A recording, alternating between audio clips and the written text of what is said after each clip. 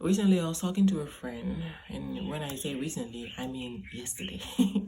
I was talking to a friend, and then here in my country, the government has opened up recruitment to for health workers, right? And me and my friend, we are health workers.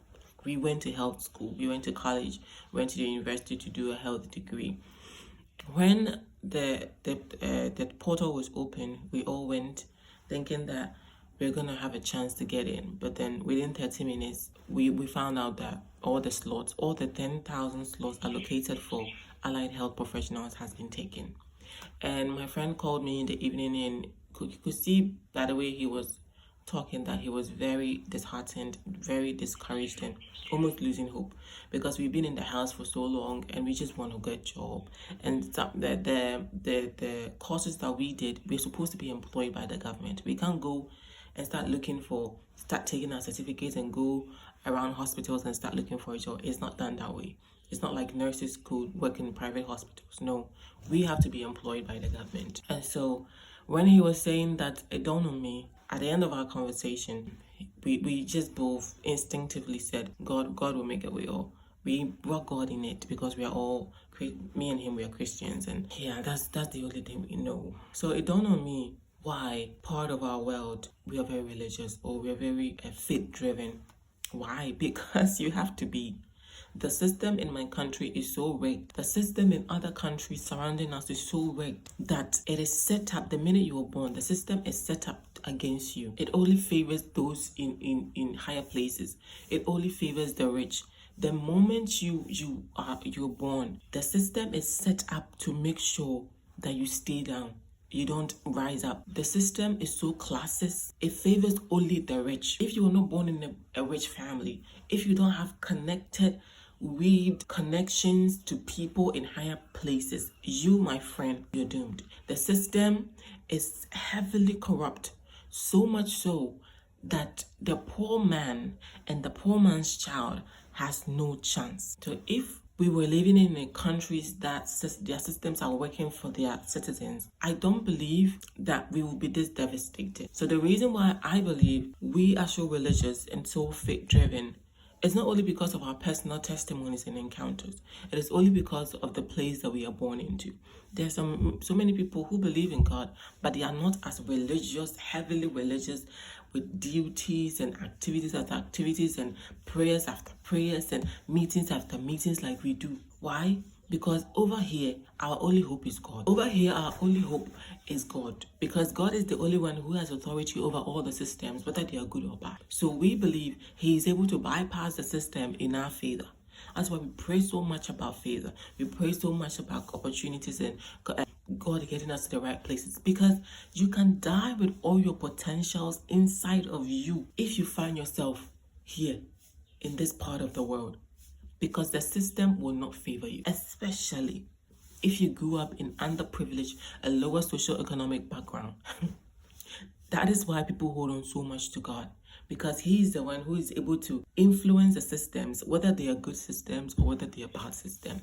The reason why I believe the people who are living in countries that their systems are catering to their needs and are supporting them and their dreams have lower affiliation to religiosity is because the system is working. And so they don't really need God in their daily lives. But as whether we will eat, where we will sleep, we have to bring God into it. Why? Because the system is already set up against us. The citizens of the country are devastated because the only parental influence for the entire country to help them become something is set up in such a way that if you don't have money to buy your way through, you will not get it. That's the country I live in.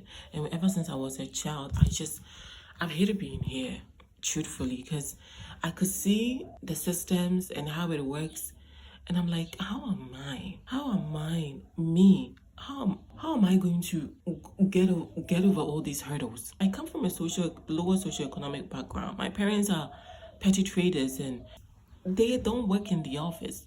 They don't have higher education. I'm a first generational graduate. Me and my siblings, from our bloodline, we are the first generation graduates in our family.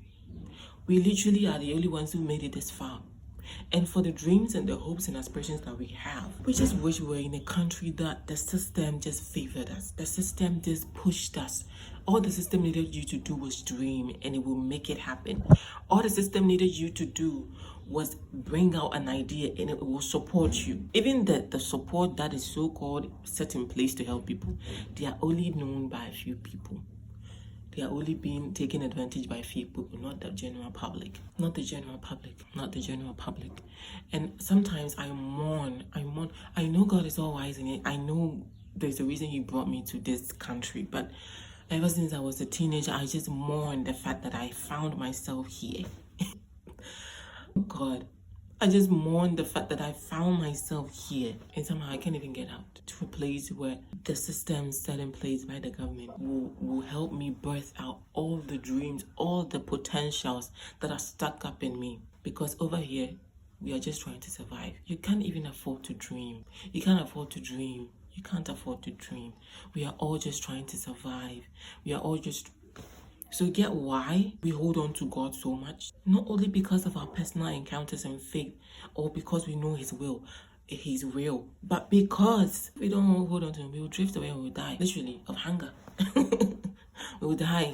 Our basic needs, the hope, we will be so hopeless and in so much despair that the loss of hope will kill us. That is why over here in poor countries, we are so religious. The system that has been weaved in the government, in the society to help us, has been rigged. It's been rigged in favor for those who are already up, for those who are already have advantages. And so you look at me like you're trying to blame someone for your lack of this. Please, let's be real. Let's be real. I've done everything that I need to do.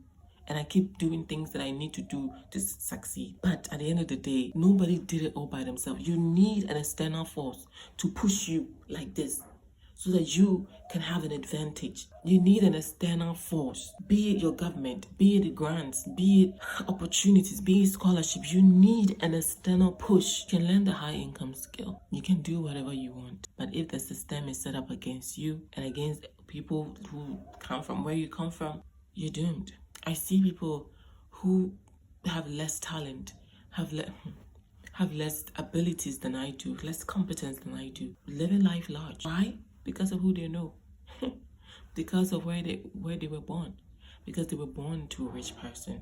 Because they were born into an affluent country. Because they were born knowing the right people. That is fate, right? Yeah. I mean, it's not their fault. But I see that and I mourn. Because I have a lot of potentials. I have the capabilities.